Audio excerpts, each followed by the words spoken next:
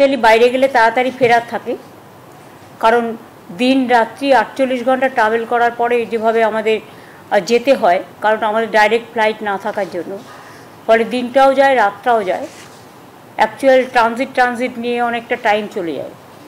সেই জন্য সকলেই খুব টায়ার্ড ছিল, তাই সেদিন আর কিছু বলা হয়নি। আর ওটা নিয়ে তো অলরেডি আপনারা রিপোর্ট করেছেন, আপনাদের সাংবাদিক বন্ধুরা গিয়েছিলেন, তারা তাদের মতো করে করেছেন, সুতরাং তারা আপনাদের ইনফরমেশনও দিচ্ছে, আমি ওটার ব্যাপারে যাচ্ছি না। আমি আজকে যে জন্য আপনাদের ডেকেছি সেটা হচ্ছে, আমি একটা ব্যাপারে খুব শঙ্কিত এবং আমি দুঃখিত এবং আমি মর্মাহত। সেটা হচ্ছে সোসাইটির ইকোনমিক প্যারামিটারস হচ্ছে গরিব মানুষরা যাতে তাদের ন্যায্য জিনিস পায় ন্যায্য মূল্যে। সোসাইটির ইকোনমিক প্যারামিটারস হচ্ছে খাদ্য, বস্ত্র, বাসস্থান এবং এখন জুটেছে স্বাস্থ্য। খাদ্য, বস্ত্র, বাসস্থান এবং স্বাস্থ্যই সম্পদ আজকের দিনে, এবং যার জন্য আমরা স্বাস্থ্যসাথী থেকে শুরু করে আমাদের জেনারিক মেডিসিন যাতে গরিব লোকে কম পয়সায় কিনতে পারে, ফেয়ার প্রাইস মেডিসিন সেন্টার থেকে শুরু করে, মেডিসিন শপ থেকে শুরু করে, ফেয়ার প্রাইস ডায়াগনস্টিক সেন্টার থেকে শুরু করে সবটাই আমরা করেছি। হ্যাঁ, আপনারা আমাকে বলতে পারেন যে নবান্ন থেকে আপনি কথা কেন বলছি এই কারণে, আমি দুটো পোস্ট বিলং করি।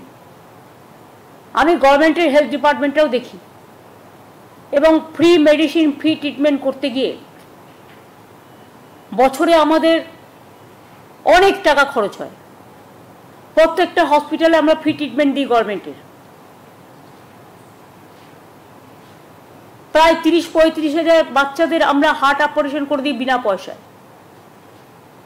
আমরা জেনারিক মেডিসিন দিই খুব কম পয়সায় আমাদের ডাক্তাররা হসপিটালে। তাছাড়াও fair price medicine centre, diagnostic সেন্টারেও প্রায় 70% পর্যন্ত তারা কনসেশনে পায়। এগুলো কেন করেছিলাম? কারণ স্বাস্থ্যই সম্পদ বলে। কিন্তু ইদানিং আমরা লক্ষ্য করছি, যেমন কেউ বাড়ির জন্য লোন নিলে তার উপর জিএসটি বাড়িয়ে দিচ্ছে, তেমনি হেলথ ইন্স্যুরেন্সেও জিএসটি চালু করেছে।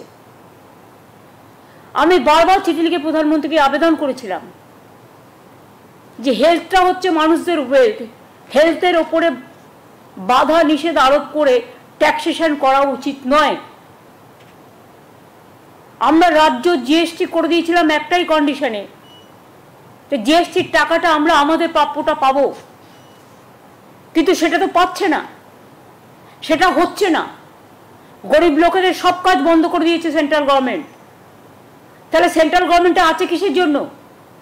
শুধু ধর্মীয় প্রবণতার নামে একটা নতুন ধর্মের আমদানি করে, যা আমাদের তপবনের নয়, যা আমাদের রামকৃষ্ণের নয়, যা আমাদের স্বামী বিবেকানন্দের নয়, যা আমাদের বেদ বেদান্ত বেদাঙ্গের নয়, যা আমাদের ঋজু সাম যজু অথর্বের নয়। শুধু মানুষকে ডিভাইড করা, কান্ট্রিকে ডিভাইড করা আর মানুষের মধ্যে দাঙ্গা লাগানো। আমি চাই বাসন্তী পুজো, অন্নপূর্ণা পুজো, রামনবমী সব শান্তিতে ভালোভাবে হোক। ঈদও শান্তিতে পালিত হয়েছে, সামনে এই প্রোগ্রামগুলো আছে, এগুলো ভালোভাবে পালিত হোক, কারণ সামনে নতুন বছর আসছে, শুভ নববর্ষ। আমাদের মা কালীবাড়ির স্কাই ওয়াক এবং ডেভেলপমেন্ট যেটা করেছি সেটাও আমাদের প্রায় 200 কোটি টাকার উপর খরচ হয়েছে। আমরা সেটা উদ্বোধন করব 14 তারিখে, 28 তারিখে জগন্নাথ ধাম উদ্বোধন হবে। এইভাবে অনেক কাজ আমাদের আছে। কিন্তু আমি দেখলাম ন্যাশনাল ফার্মাসিউটিক্যাল প্রাইসিং অথরিটি, যারা ওষুধের দাম নিয়ন্ত্রণ করে, এটা সেন্ট্রাল গভর্নমেন্টের সংস্থা, 748টা ড্রাগ ওষুধের দাম, যা গরিব মানুষ কেনে, এবং 80টা নন শিডিউল ড্রাগ মানে ওষুধ ফ্রম দ্য 1 এপ্রিল 2025 বাড়িয়ে দিয়েছেন। এইসব ওষুধ কেনে কারা? গরিব মানুষ, সাধারণ মানুষ, সমাজের যাদের ক্ষমতা নেই বড় বড় হসপিটালে গিয়ে প্রাইভেটে ট্রিটমেন্ট করা, যাদের ক্ষমতা নেই বিদেশে গিয়ে কোটি কোটি টাকা খরচ করে ট্রিটমেন্ট করা, তাদের জন্য এই ওষুধগুলো কাজে লাগে। আমি শকড।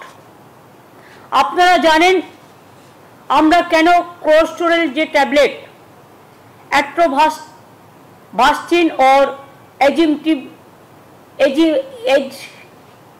ezetimibe tablet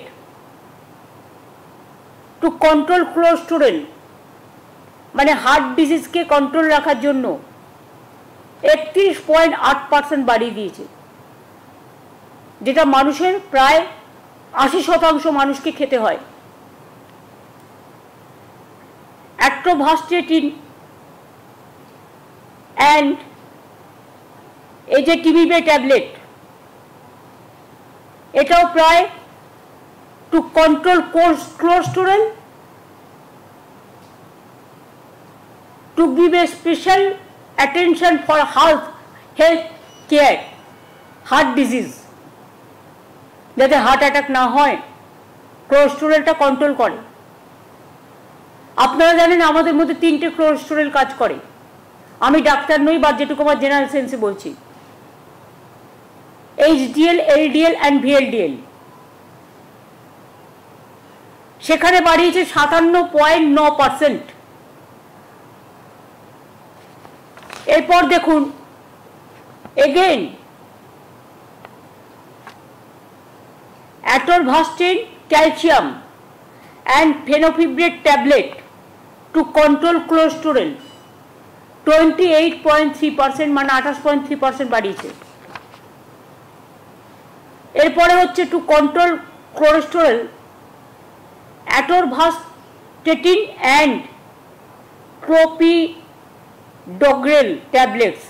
আমার প্রনাউন্সিয়েশন ঠিক নাও হতে পারে, because I am not doctor, I am not a medician, medical, I am not for medical science.